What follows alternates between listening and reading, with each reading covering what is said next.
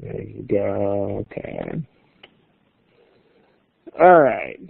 Um, Welcome to the August 7th edition of the study hall. What we're going to do is pick up a theme that we had we last did this in the middle of May, somewhere around there, so about 3 months ago.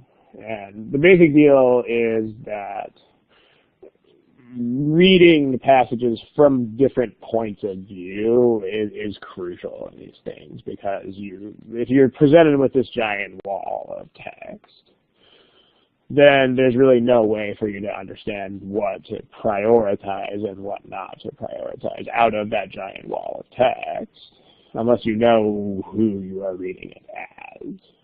Because, I mean, in the world, this is not something, out there in the real world, you don't really have to try too hard to do this, because you will have a perspective on something. But just as a sense of how important it is to personalize stuff, like let's say that you were reading some brief about the way, just about the way certain court cases were tried in some country. And imagine reading that article 3 times, from the point of view of the actual defendant, from the point of view of the prosecutor, and from the point of view of the lawyer for the defendant. I mean, that would be, just think how differently you would read absolutely everything in those articles. It would be everything. The way you read every word of it would be affected by who you were and why you were reading it. So, and as far as the basic protocol that you should follow here, if you watch some of the earlier study hall sessions that have this same theme, we've elucidated this before, so just a little review of that. When you notice that you're dealing with this kind of passage, and when you notice that it's possible to personalize a passage, in other words, when you notice that a passage involves people or things made up of people, such as businesses. One thing that is, I hesitate to call it best practice, because for different people, there's always different things that work best. And you should always try things out and see if they work for you. But when you notice that you're dealing with this kind of thing, what you should first do is quickly browse the passage. There's no sense in reading it in real depth the first time, because you don't really know what perspective to read it from. And so there's not really going to be a way to efficiently segregate details into things that are important and things that are not. So that's kind of the point, right? You don't want to, and when people waste a lot of time on these passages, that's normally the reason why they waste so much time, because they don't take a perspective on it, and so they feel as though every single last detail in the passage is so important. But if you know whose point of view is the one to take, then you'll realize more quickly that certain things matter more than others. So the point of quickly browsing the passage is to do two things. Notice the goal of the passage, or what is the issue being tested. And then just reflect on that a little bit. Reflect on what the goal is that you're trying to achieve or address, or what the issue is that's being treated. And based on that goal or issue, or from that goal or issue, figure out whose point of view is most important to resolving the problem. Once you've figured out that point of view, then that's when you go spend the time. So go back and read slowly from that point of view. I mean, some people will object to this whole type of thing, and they'll say, you know what, it looks like I'm reading this twice. That's going to take me twice as long. But it's not going to, because again, once you understand whose point of view you're reading from, you will get through these things much, much, much faster because there's going to be a lot of things that you can ignore. You know, like if you are a company's finance officer, you have the dollars and cents person, and you read some passage that's talking about, oh, these, you know, the company is polluting the environment in these ways, which invoke such and such sanctions from the government. If you're a finance person, all you care about out of the whole thing is sanctions that cost you money. Like you don't even care what's happening to the environment, nor do you care what the pollutants are, because you're the finance person. But then if you're the environmental compliance person, then it's a totally different thing. You don't care about dollars and cents, but you do care about what you're emitting into the environment. So you'll know what is not important and what is, and this should be, even though you're basically reading it twice, you'll find that this will actually be faster because you will have a distinct focus. And the focus includes what not to focus on, which is a super important thing too. So let's try to put this to work. Try your hand at this one. And I'll give you, remember where the multiple choice answers are found. That's in the same place as always.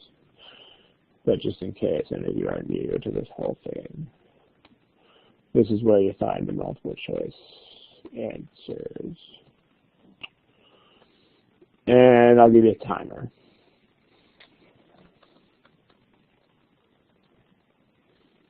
Go for it.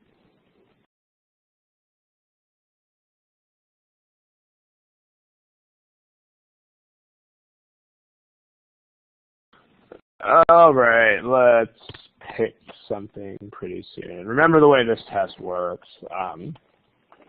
If you're new to this, if you are, this is like there's always a couple people here who are relatively inexperienced with this exam. The way the test works is that you have to pick an answer to everything all the time, or you just simply are not allowed to move on to the next item. So you got to pick one of the A3s. I mean, again, since you're not actually standing in front of me, there's only so much I can do to enforce that, as it were. But just make sure that you're picking answers just for your own sake of getting used to the way how the test works. So let's talk about this. So quick browse. I mean, we've got blah, blah, blah, blah, blah, blah, blah, and then they're talking about Aptron's product is likely to dominate the market. So this is the goal, or if you prefer, the issue. Like we want to show why a product is going to dominate the market. So what does that actually mean? Like, what does dominate the market? Whose point of view matters when you're talking about, will a product dominate the market? What does that mean? Yeah, dominate the market means it's going to sell more than the other person's stuff is going to sell. So, like, I mean, you might need a couple layers of interpretation here, too. Like, peeling back the first layer of this, you're just literally translating that into easier words. I mean, so, you know, in other words, you might want two steps where if you've watched enough of these things, you're definitely going to be sick of hearing me say this. But the first thing is explain it to a 10-year-old. You know, because the problem here is, the main problem all stems from the fact that it's presented in such formal-sounding language, which to our human brains that are very human, it doesn't mean a whole lot. So the first thing you want to do is get it down into language that human beings are much more likely to understand. So dominate the market, such abstract terms. A 10-year-old would have no idea what that meant. But you can just explain that as, whose product will sell more? Sure. Okay, then once you've got it in those terms, decide whose perspective is most central. Well, we're talking about whether something is going to sell. So ultimately, whether something will sell is not up to the seller. Like the only times when that's true would be if you had some like centrally planned old Soviet type of economy where the supplier just told everybody what they were going to buy and that was that. So we're not talking about that. We're talking about a capitalist free market here, which means that the buyer is ultimately the person who decides. So read as the buyer because that's going to be who ultimately makes the decision. So, all right. So now you go back and you read this as the buyer. So for the past several years, blah, blah, blah, blah, blah, as the buyer, I just know that's the old way of doing things. I honestly don't really care because this is not the thing I'm going to be buying. This is the thing that already exists and has been around and is presumably obsolete. So the amount of time that I'm going to spend reading that first sentence, even in this step where I go back and read more carefully, I'm going to spend very little time, like 2 seconds, because for the past several years I just kind of don't care. Recently there are 2 competing companies. They've both developed separate systems that both do the same thing, so also I still don't care. Because I'm trying to figure out a difference between these things. Again, as the buyer, this comes naturally to me. I don't really have to think about it. You know, if I look at 2 things that are the same between these products, I mean, they might be wonderful, amazing, awesome things, but if they're the same, it's not going to help me make a decision between them because it's the same. So I still don't really have to spend more than a couple of seconds reading that second sentence either. So, I mean, you have A and G have new products out. New systems out. They work in pretty much the same way as far as color coding this correspondence. This is all I really need to get out of this sentence. And actually that's all I need to get out of this sentence too. The systems are similarly priced and are equally easy to use. Notice, I mean, most of you guys got this problem correct, but what I want you to notice is the efficiency factor here, because you probably could have solved this problem in well under 1 minute with the right kind of focus. And some of you took a lot longer than that. Because basically all of the words from here to here simply do not matter at all. They don't make any difference because of the issue. The issue is you are trying to distinguish between them and decide which one is going to be a better seller. If you're the person who's going to be purchasing these systems for your company, you know that. You know that you are only looking for differentiation points. The entire green paragraph consists of stuff that is all exactly the same, so you just don't care and you don't even have to really pay attention to it. Fast. That's the promise that I made you guys. Reading twice can be faster than reading once.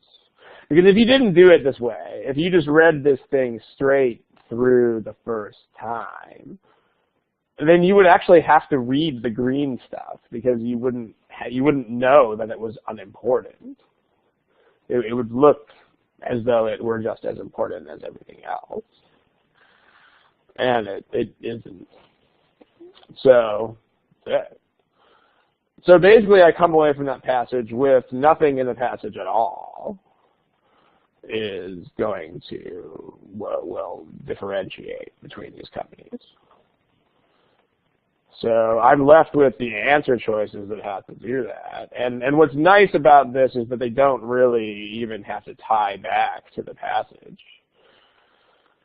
Because if there were differences mentioned here, then it might be a different sort of deal, because then I might have to correlate things. Like if I said something like, if the passage said something like Aptron's system requires more processor speed than Gammatek's system does. Then an answer choice like, okay, our company likes to economize on processor speed and buy like the lowest processor speed available. Then you'd have to correlate that back to what was here to figure out advantage, disadvantage. Here you're not even going to have to do that because there's nothing here that could even correlate to a difference. So straight up, the question is going to be, what's the specific question? Remember, always translate the question into specifics. So here that means what makes Aptron's product better? Yeah, Anjal says, Anjal. Why should I go for Aptron? Exactly. That's supposed to be a question mark if I knew how to type. Okay. So that's the question. Just make sure you keep your eyes focused on this question. And if you are the person who purchases software suites for your company, of course you're going to stay focused on this. So you almost can't be distracted. This is kind of weak because it's not about products in the first place. And it's also, if it really favored anybody, it would favor the wrong guys. It would favor G. But, so that's two kinds of flaws there. Weak connection favors the wrong side anyway. By the way, just so you know, the thing that's cool about these problems, like they would not write an answer choice like A that favored Aptron. In other words, they don't have things that like kind of go in the direction that you want, but don't totally. No subtlety. Like the answer choices that they give you will either be totally right or totally wrong, and it's actually really nice of them, but there's not really anything in between. So, in other words, if you think you're dealing with some subtle difference where you've got a wrong answer that's close to being right, it means you haven't personalized it or interpreted it correctly, one of those two things. And I mean, you can actually use that as a hallmark for whether you have reviewed these problems enough. If you're asking yourself, have I reviewed this critical reasoning problem enough, question mark. The simplest standard I can give you for answering that question is if every wrong answer is very obviously wrong to you. No subtleties and nothing seems close.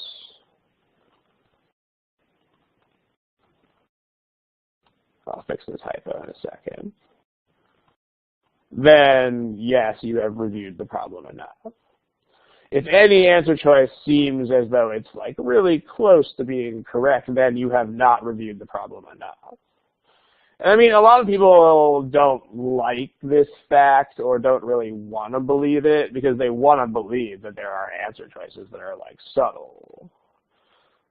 Because that's not what the problem is. The problem is not shades of subtlety in the answer choices. The problem is that you are being presented with a giant wall of text, and you have to like make that real in your head. You have to make it not a bunch of black letters on a white page. Once you successfully do that, there are no subtleties at all. It's pretty neat.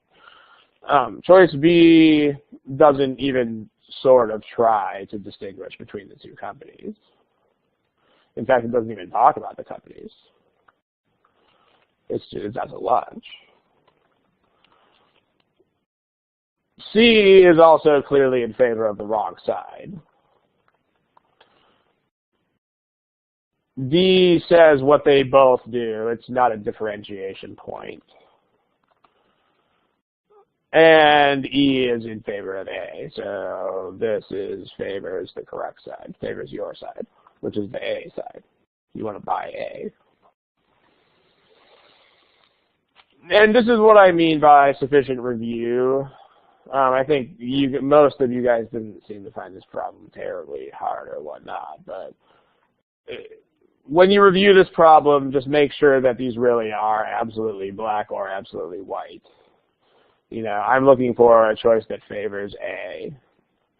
Favors G, sort of. Doesn't even go there.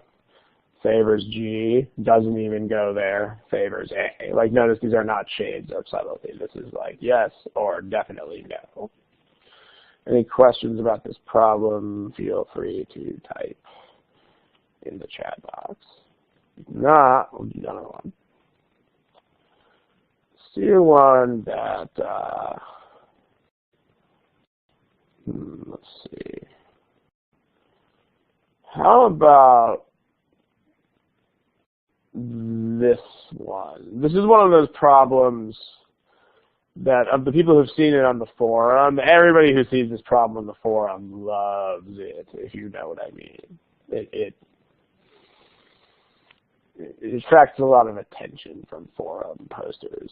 People like to talk about it. A lot of people find it challenging. I'll give it a shot.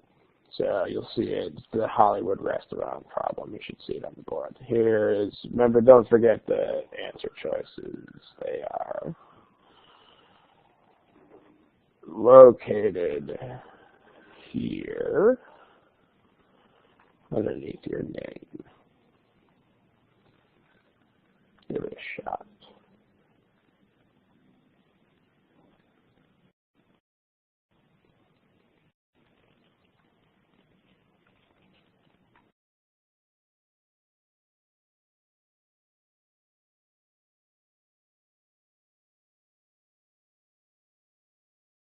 I'm going to bump the time by a little bit and give you a little bit more of it. Just, you'll notice that there's a lot of translating to do here. I mean, what I mean by translating is you've got a lot of stuff that your hypothetical 10-year-old would not really follow. Like this question to a hypothetical 10-year-old would be absolute garbage. You'd also want to make profits into something more concrete. And, you know, anything in these choices that is not so concrete, you'd want to make that concrete as well. So there's a lot of translating to do, but just make sure that your 10-year-old can follow it.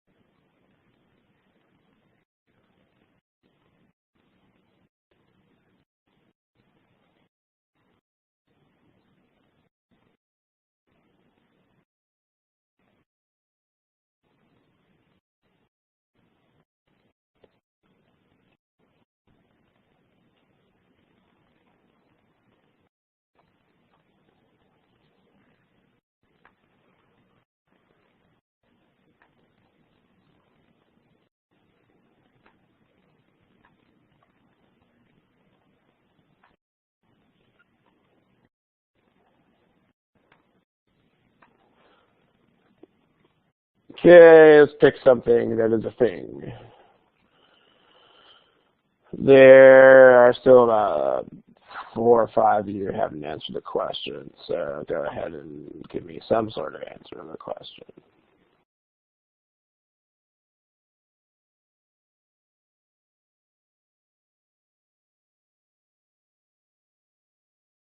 All right, let's talk about it. Okay.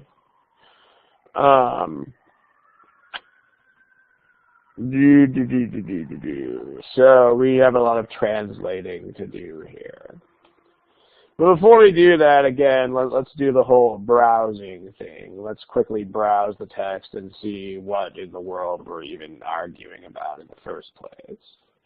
See, because that's the other reason why these passages tend to be hard for people, is that this is not how anybody takes on topics like this on planet Earth. You know, people don't go into an entire explication of something before they know what they're talking about. That's not how life works. like the way that life works is you have a conversation about some issue and then you develop that issue while fully aware of what the issue is.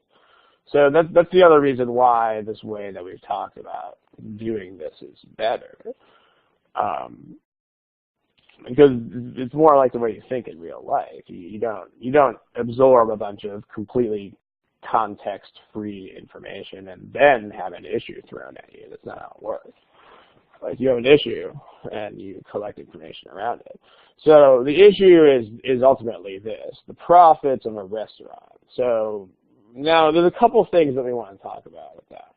Because let's think about perspective. I mean, again, ultimately this is a consumer-centered thing. I mean, profits are going to be down to who goes to the restaurant and spends money there. So the point of view is very clearly going to be, again, the optimal point of view to read from. POV stands for point of view. That's going to be the point of view of customers, or at least the clientele of the restaurant, the people who eat there. Or if they eat or not eat, the people who go there and spend money. But now we need to think, because remember, this is not just like the last problem you were just talking about buying a fixed system where it was kind of 1 or 0, lights on or lights off. You either bought the system or you didn't buy the system. This is a little bit different because restaurants are a place where clients go for varying lengths of time and also spend varying lengths of money, varying amounts of money. So someone tell me, because this is where it really, this is where you make or break it. What does this mean in concrete terms? Like 10-year-old is asking you, what does that mean, more profit at a restaurant? How does a restaurant make more profit? Be as specific as you can. But how does that, remember from the client's point of view, like if the client does what, then the restaurant will make the most money. You're going to spend more, but also what else? You're going to leave. You're going to spend a lot of money and or you're going to turn around and leave. Because that's both, those are both relevant. If you're talking about a fixed capacity restaurant, you know, and if this is a place with celebrities prancing around everywhere, then presumably it's going to be filled. So what this means in specific terms that a 10-year-old could perfectly well understand is spend more on the bill and or not stay as long, stay for less time. That's what the argument says. The next step is to figure out what the heck this means. Those are some crazy words. And by the way, if you have to read this part lots of times, that's totally fine. I mean, I do too. I have to read this I have to read this shamefully large number of times. But, I mean, if anything, just kind of build it backwards. I mean, it gives reason to believe that it's likely that it's kind of garbage words. It just is. You think that. So the words that count here are vulnerable to criticism on. Because, I mean, these other words, there's an amazingly large number of these words in this problem, but the rest of the words there are kind of just, they're words that don't change the direction of your thinking. You know, believe that it is likely that is kind of just like saying yes to something. And then it gives reason to believe that it is likely that is still kind of it says yes to something. And on the grounds that it gives reason to. I mean, wow, so many words, but still those words don't. The words with the brown underline don't shape or change the way that you think about anything, but the purple ones do. So you want to show, what does this mean to a 10-year-old? You want to show let's stay concrete with this. The argument says that customers would spend more and or stay for less time.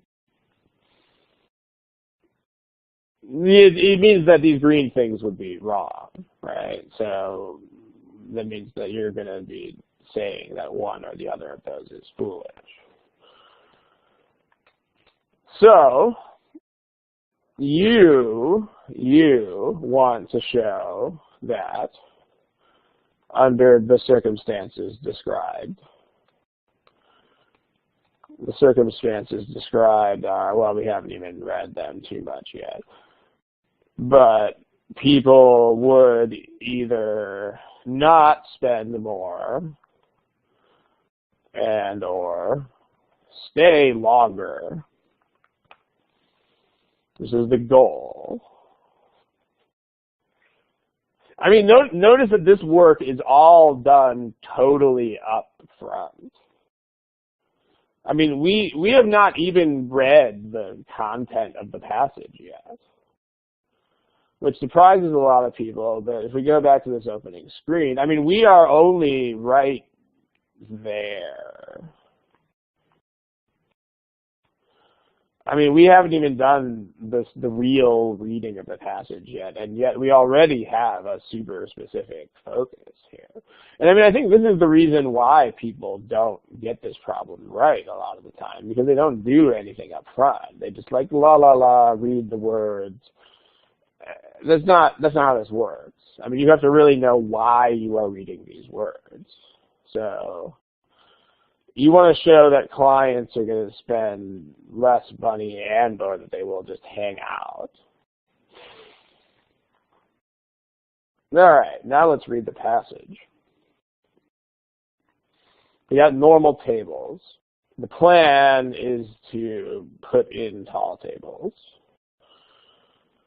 So, plan is to put in tall tables with stools to replace normal tables. So they say, these guys who you want to prove are wrong, I mean, in isolation, this sounds reasonable, because I mean, tall tables are really not fun for the most part. I mean, that's why people don't stay in bar areas of restaurants for a terribly long time. So they say, tall tables kind of suck, so people will get out of there faster. Hence, more profits. I mean, that's not a totally stupid argument. But what are they? So now, wait a minute. What are they totally not thinking about here? Like, what makes this restaurant? Because I mean, right now, the way they argue this could apply to absolutely any restaurant at all that gets a decent flow of clients. Like there's a super special thing about this particular restaurant that these people are cheerfully ignoring. What is that? What makes this restaurant different? But people aren't going to think that tall tables are suddenly, in general, tall tables.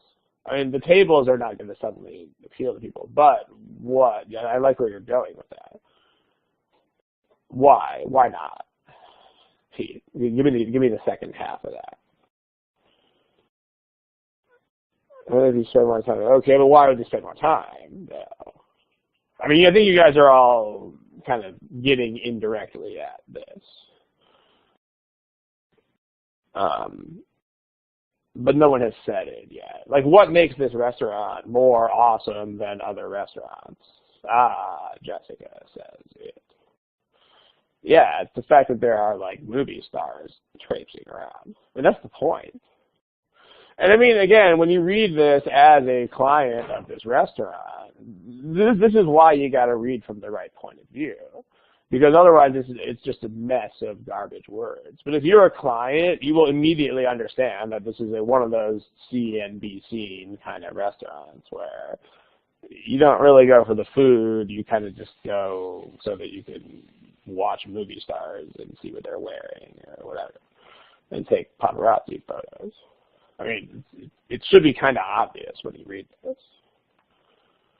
because that's the deal. I mean, that's the only really distinguishing feature of this restaurant. Which you should also be asking yourself. You'd be saying, what's special about this place? Well, I mean, that's kind of the only thing that is. And so, therefore, when you read this, that should come to mind. And like, if you're, some paparazzo who haunts this place, then you're going to think about that. You're going to be like, dude, wait a minute. You're not thinking about, I mean, what you say, whoa, wait a minute. You're not thinking about the single thing that makes this place special, which is the fact that celebrities are hanging out there. So, and that's why does that matter? It's what Nazneen says it. Because you're not gonna just eat your food and get the heck out of there. I mean, you're not gonna want to do that. And if you're sitting at a taller table, you're especially not gonna want to do that, because you'll have a better view. You gotta take better pictures. So that's basically what the deal is. I mean, the passage writer or speaker or whoever it is, doesn't think about the fact that they don't think about this. Like, in normal restaurants, the tall table means discomfort, which means out of there. But here, it's not what it means. It means tall table, which means excellent vantage point for celebrity watching, and so you're going to stay way longer. That's the point. So this is kind of what we're looking for here. So some celebrities choose to sit at the tall tables. That's not random clients will do this or do that. I mean, in fact, if anything, celebrities will probably dump a lot more money because they're celebrities. But A doesn't do either of the two things that we're talking about. B, the price of meals compensates. So, I mean, this is actually a direct strike against what we want to do. I mean, we're trying. We want to show that the profits will not increase, and they're saying that they will at least make up for it, if not increase. C doesn't immediately mean anything to a 10-year-old, so we need to translate that. I mean, what is the generalization about lingering? What is that? What is the generalization?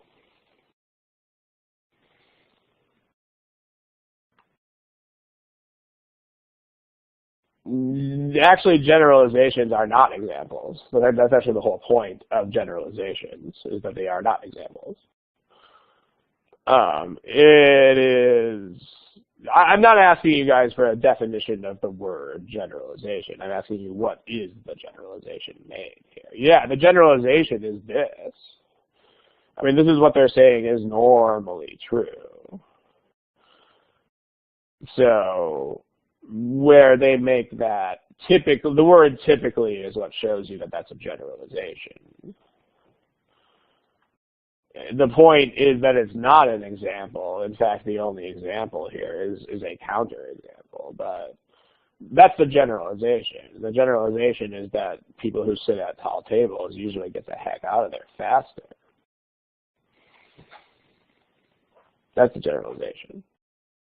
So this is the choice we want, because once you explain this to your hypothetical 10-year-old who is always hanging out with you during critical reasoning, it'll be clear.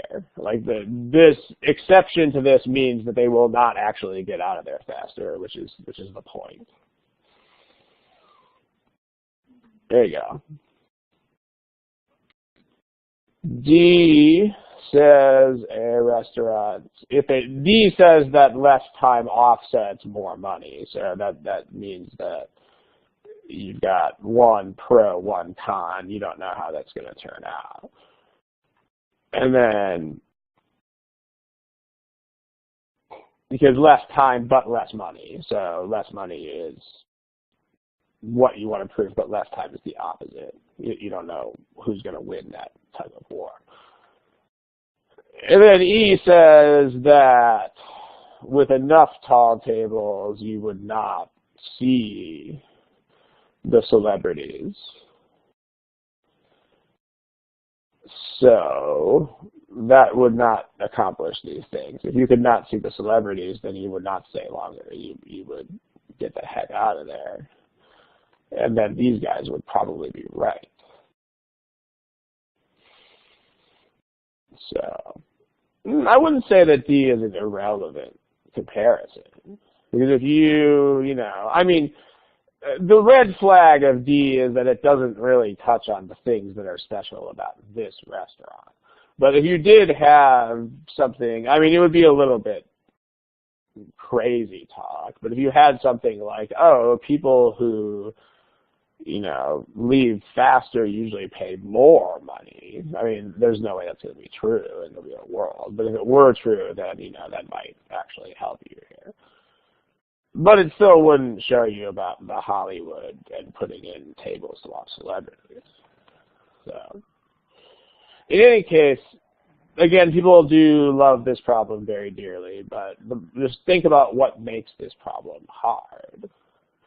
There are a few things that I can think of. The first is that the most important in my book is that there's a lot more decoding of stuff that you have to do before you can even read the passage. Like, first of all, profits is not, you got to take a little bit more time to think about what profits imply here. Because for the most part, profits in these passages is like, you sell one item to a customer or you don't.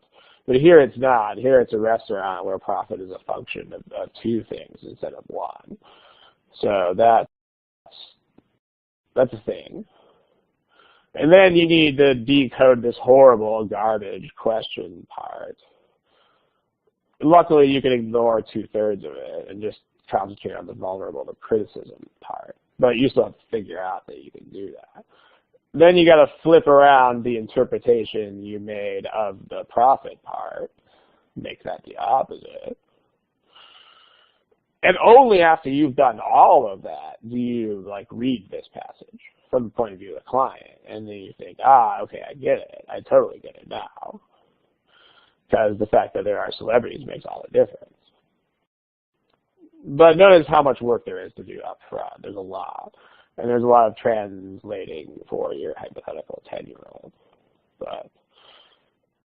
And also notice that this problem would be a lot easier if I gave you the same problem in easy words.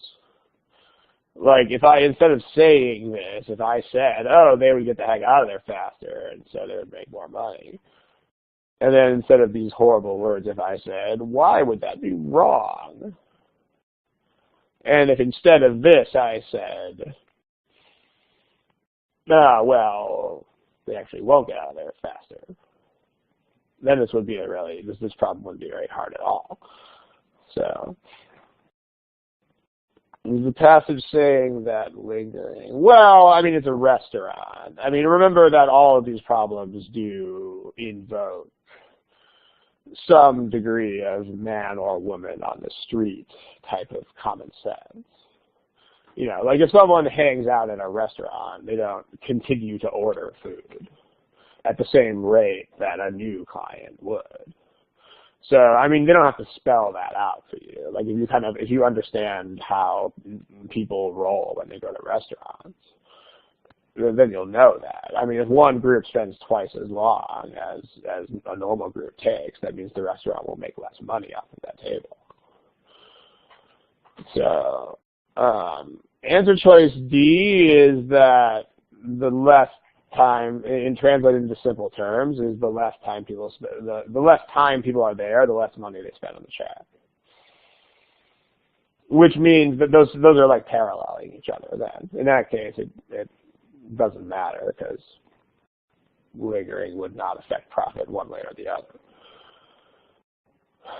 Is it asking for what it's asking for the criticism.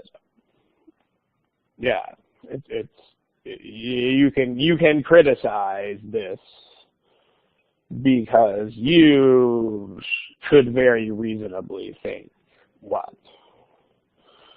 So they're asking you for what, how could you criticize? Because they make you believe something. I mean, it's not going to be something that's written there because they're not going to criticize their own argument. So, I mean, when you're looking for, well, yes and no. I mean, you need to point out something that is problematic about the original argument. It's not going to be something they said because they are not going to poke holes in their own case. But it's the thought that you would have when I say these things to you. Like if you're like, you know what? If I just told you these things in normal spoken language, it's basically what would your reaction be? Like, you know what, this is a place where people come to hang out and take pictures of celebrities. But you know what, we put really tall tables there. They would just all leave really fast. To which you would tell me, no, they wouldn't, dude. They would stay. I'd stay.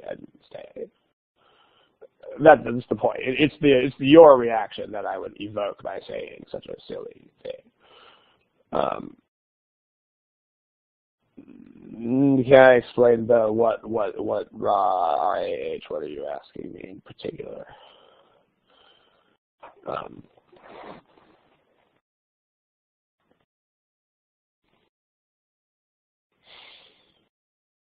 And then let's try to move on to another one pretty soon. But let's see what the question is here. The generalization is the yellow part. It's that part which translates into simpler terms as that part. That's the part that's wrong because there are movie stars hanging around. Alrighty, I still, let's see, if it,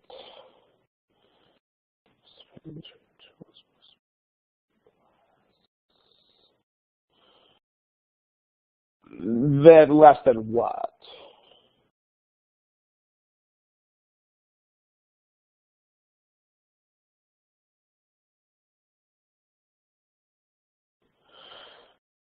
You would see that's the kind of answer that they're not gonna give you. If you were, I don't remember if you were here yet for the first problem that we did, but one promise that I made you, and it is an ironclad promise indeed, is that you will not have answers that are sort of correct, but have like big issues.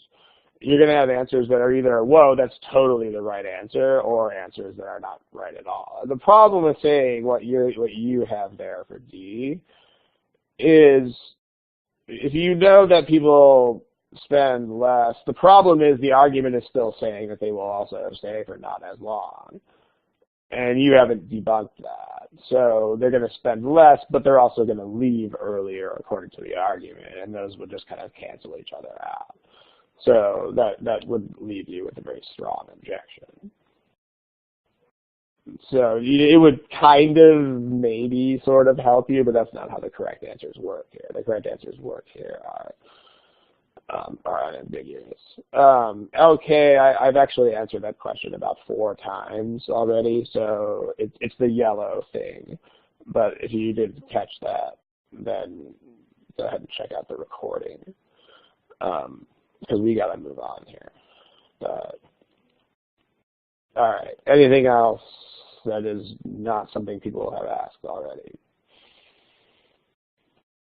I don't mean to be a jerk that we've been talking about this problem for a long time. The generalization is the yellow stuff. It's also that yellow stuff.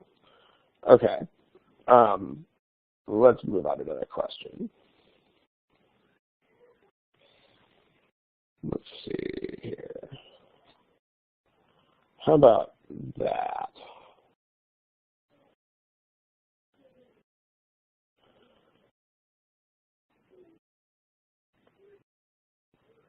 All right. Give it a shot. Remember where answers are found.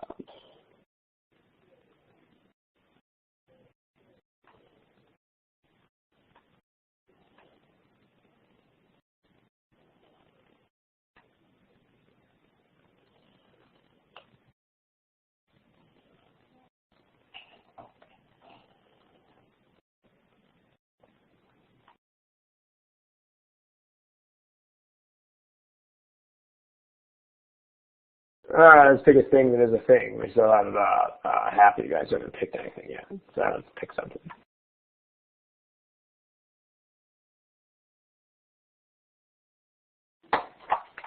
Okay, let's talk about this.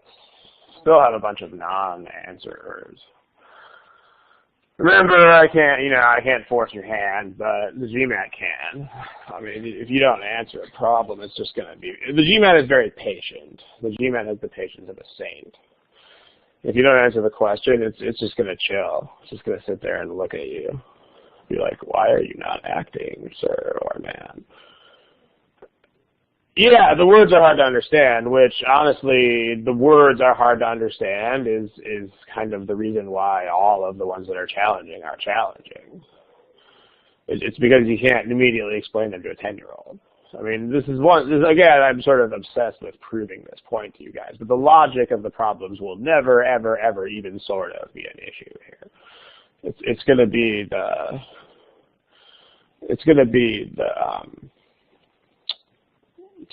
the translating part. I mean, as far as, I know you're kidding, but like the age of like 9, 10, 11 years old, that's not chosen. That's not a random number that I'm just throwing out there. It's that if you know anybody who's about that old, that's the age where kids are totally able to understand anything concrete that adults can understand, but just not abstractions. You know, like the whole notion of profit is still too much for a 10-year-old, but, you know, spend less and stay longer, they can totally understand those things. You know, market, dominating a market, they don't know what the heck that is, but, you know, sell more stuff to more people, oh, hey, that's perfectly okay to understand. I mean, 5 is a bit young for most of those things. So, I mean, at 5 years old and you can't really, like, touch it with your hands, they're not really going to understand it. So, but again, let's quick browse. Quick browse reveals, remember we're not spending a huge amount of time reading this thing yet. It's quick browse. The quick browse reveals that we are talking about how to improve future access to drugs. What the heck does that mean? That's the issue. So, I mean, whether you can solve this problem is going to depend on whether you can successfully interpret that. The issue is future access to drugs. What does access mean? Yeah, it means two things. It means that people can afford them, but on an even more fundamental level, it also means what? Like if you lowered the price of every drug to like 25 cents, that would probably not improve access, because why not? Like if the price went too low, then what would be the problem?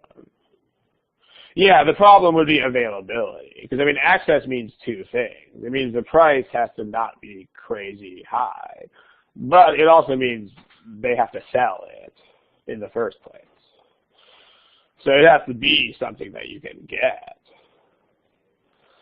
So, yeah. All right. Okay.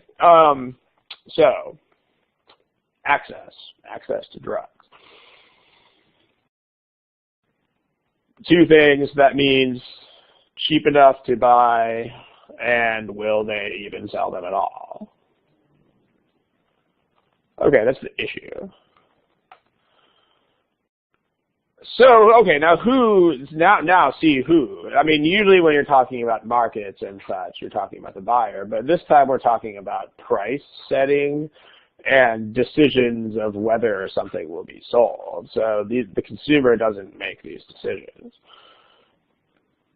Who makes these decisions? I mean, I don't decide as the buyer. I don't decide what will be offered and at what price. That's the one measure of control that who has. Yeah, someone in the company, whether it's someone in that business, probably maybe not the owner, but someone whose job is to do that sort of research and figure out how to set prices.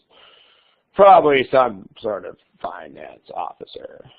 Yeah, because that's what they do. They do the balance sheet. They try to maximize the profit. So, well, of course they want it, but that's not the point. I mean, if the question is, will there be access, that's not their decision.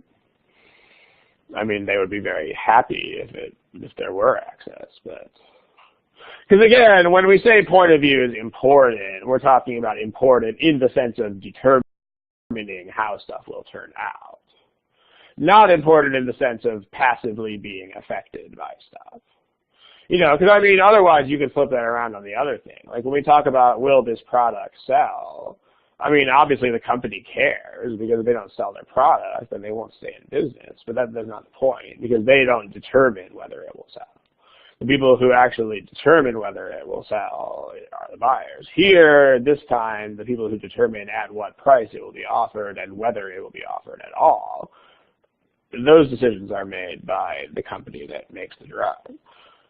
So, or maybe regulatory authorities if the government's gonna cartel the prices or something, but they don't talk about that here. So that means it's the company. So read as the company, as the company officer who sets prices or decides what to sell and where.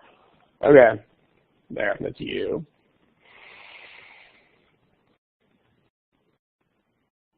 So someone says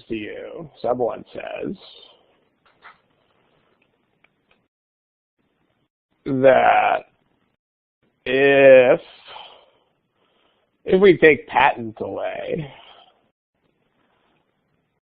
then you may not be able to charge as much. Like you'll have to charge less because of market forces.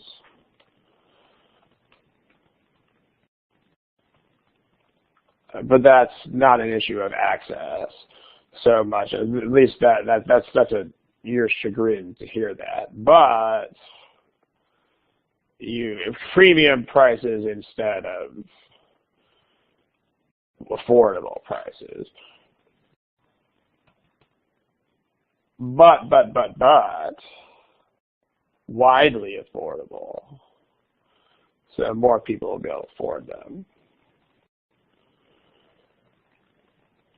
More people will be able to. As far as which parts of this are coming from where, let me color code it, right? So this is red, this is red.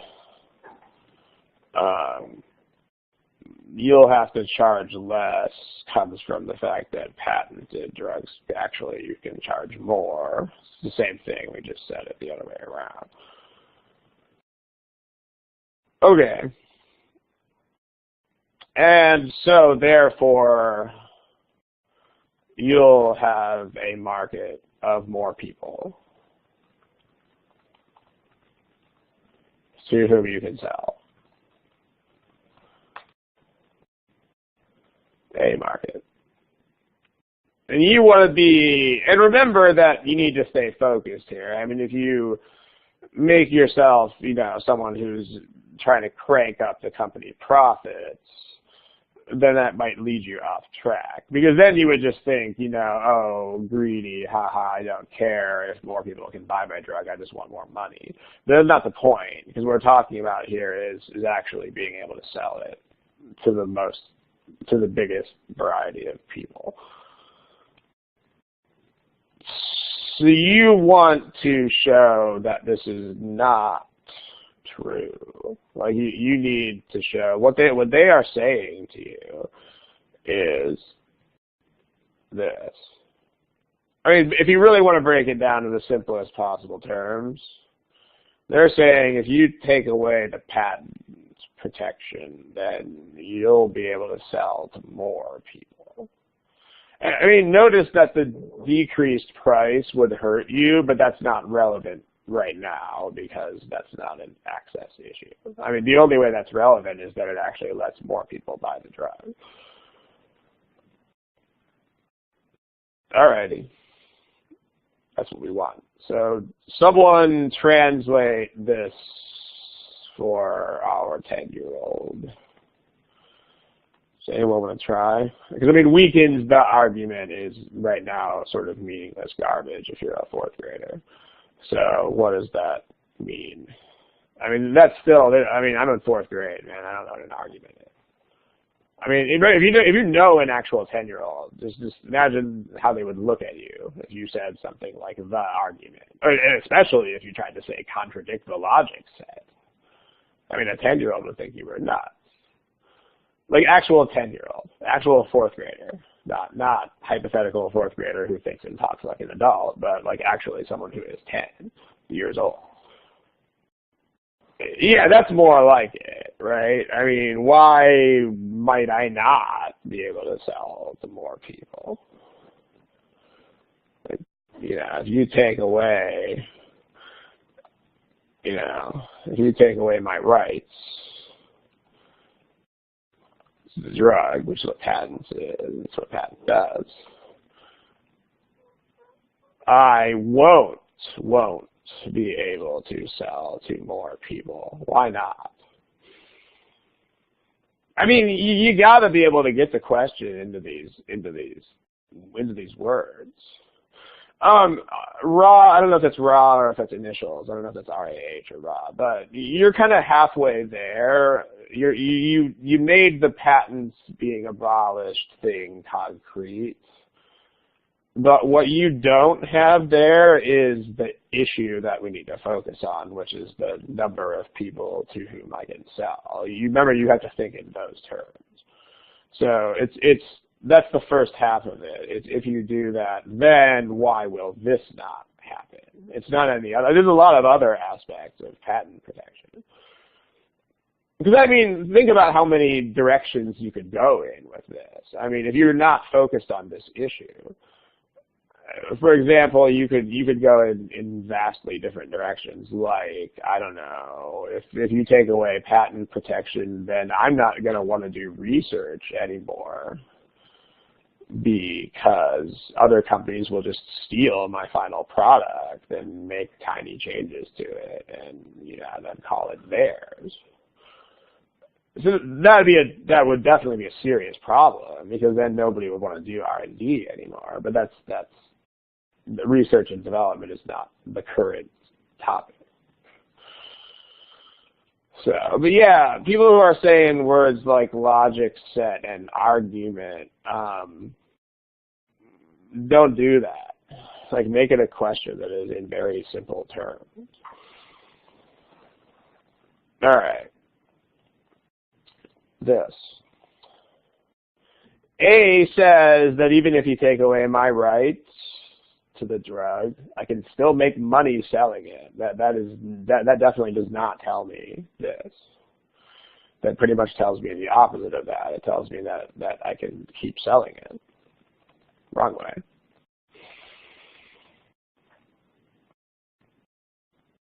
Countries that don't do it are big, big, big countries. Well, I mean, if we have the rest of this, then think about what that means. I mean, a few of you picked this choice. But right now the argument is saying that you'll still be able to sell. And now if you add this into that mix, then you're going to be able to sell to, even bigger populations of people. So that's also exactly the wrong way. It's black when you want white.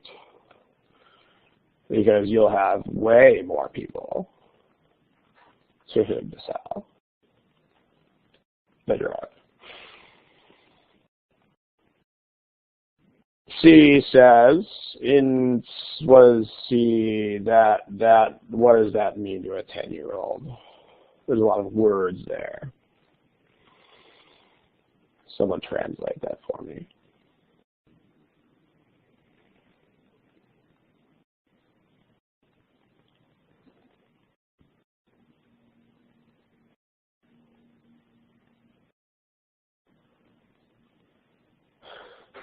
And you can, it's not, you might be able to make, it's not going to keep you from manufacturing the drug, because you are going to still own this patent. It just says that the synthesis of it, like the process by which you cook it up in your lab, is what would be patented instead of the actual drug.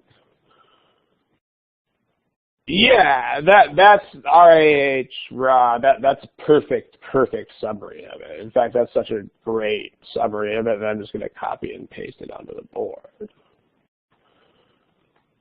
That's very well done. Yeah, that's what it means. And so think about what the consequences are. I mean, in particular, this. I mean, if C is true, then it means that getting rid of drug patents will not really do anything, because if they don't let you patent the drug, then you can just be like, okay, that's fine, because I'll just patent the process instead. Like it gives you a workaround. I mean, so in other words, you'll actually still be able to sell at the high premium price. Like if this is a thing, then this effect won't even happen in those places, because it's the loophole in the law is what this is saying. So this will basically allow you to avoid the consequences of having the patent removed. Because you can just get another patent. So C will tell you that the plan won't do really anything, but it won't be detrimental to access either. I mean, this is some countries. Because now we got to think about overall improvement of access. Because in these countries, nothing will happen. But in the other countries where this is not, it's only some countries. So in other places, then this will still presumably work the way we've said. So this doesn't weaken the argument. You can still improve access. I mean, you won't be improving access by as much, but is it still true that overall access worldwide will be improved? Yeah, it's still true.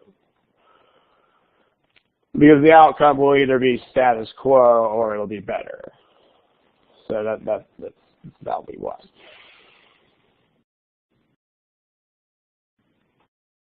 From the point of view of the competitor, if you want to elaborate on that, that would be helpful. Choice D. I mean, when you see only if, you should read this as if this is not true, then this will not happen. Like you can get a driver's license only if you are over 16. That means if you are not over 16, you cannot get one. This statement means that if you don't have a patent that lets you make money, then you can't even make the drug in the first place. Like you can't, the next round of drugs will come to a halt. Like nobody will develop them. So if you make that, if you condense that even further, you get, without a patent system, no one will continue to develop drugs. Well, that is definitely going to destroy this, because that will reduce future access to zero for those drugs, because they won't exist. That's the answer we want. And again, notice that it's very clear that this is the answer. It's the only answer that even shows that access will decrease. And in fact, it'll decrease all the way to 0 for the drugs that will no longer be developed. Choice E says, no one picked it, but choice E just says that you cannot buy the drugs from a no patent country and mail them into a patent country.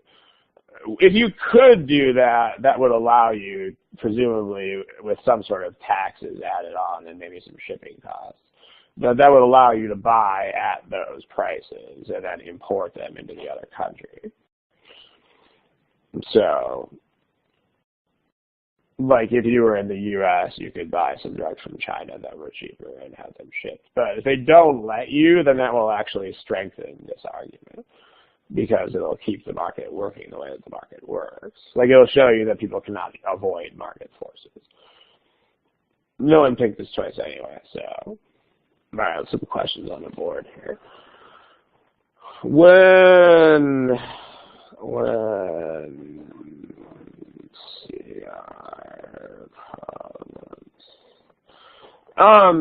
Anthony, not really, because the task is so different.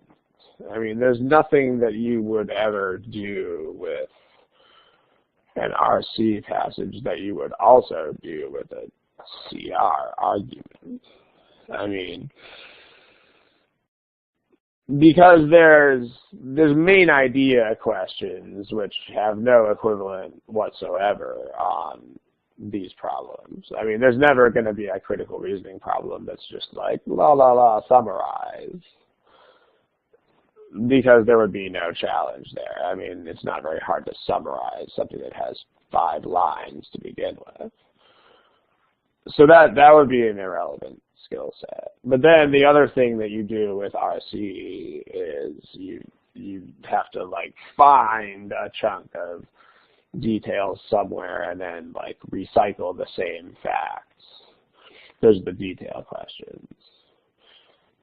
Still not really relevant, because 90% of the challenge there is to find a small amount of relevant text in a very large passage. So here, there's no very large passage to swim through and mentally index. So no, those are very different skill sets. And I mean, the flip side, look at what you're doing here. You have to actually respond to this argument in a way that makes it look bad. You don't ever do that in RC. Like you don't bring in outside criticism and try to shoot down someone's case. So RC and CR, for all practical purposes, completely independent skill sets. Yeah, I mean, this is a thing. I mean, anything that you do to make this more personally relevant is going to be a win. Like this other thing, I think I'm just really loving everything this person says today.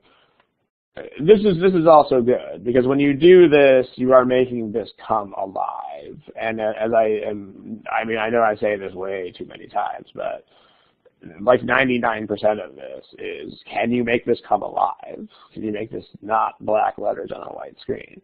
And thinking thoughts like this, that's what wins the game. Competitor can't. Yeah, Pete, that's what we said about choice C. So what you have in choice C is in the countries. That's exactly what happens in these countries. In other words, there will be no change in access. But then in other countries, there will still be an increase in access. So future access can be improved. Overall, that will still be true. Like all C does is show you that there will be some places in the world where access might still be the same, but it doesn't weaken this statement. And then, I mean, look at D. I mean, D actually shows you that there will be future drugs that would have existed that now will not exist and will therefore have 0 access. That's a pretty clear winner.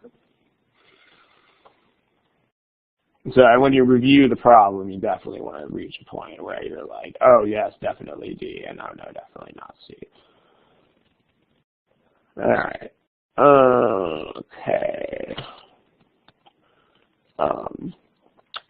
Looks like we're done. Time flies when you're having a good time. Thanks.